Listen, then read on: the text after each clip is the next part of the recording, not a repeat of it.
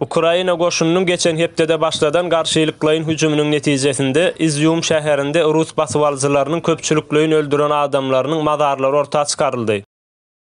Rus basywalyjylarynyň öldüren adamlarynyň gömüp giden mazarlygynda derňew işi başladylanda günäsiz öldürilen adamlaryň sany 440-dan gowrakdy ortağa çykaryldy. Olaryň arasynda garrylar we ýaş çagalar hem bolup, hemmesi günäsiz gıynalyp öldürilendigi anyklanyldy. Bular ýaly wagşyçylykly hereketler Bucha şäherinde hem bolupdy. Визнання правди, визнання Росії державою спонсором тероризму.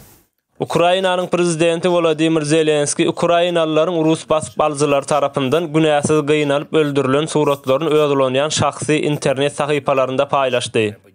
Hemde dünýä arenasyna Rus basywalyjylarynyň dünýä döwletlerini howp salýan wagşy düşmandyklaryny ikrar etmekleri barada ýüzlendi.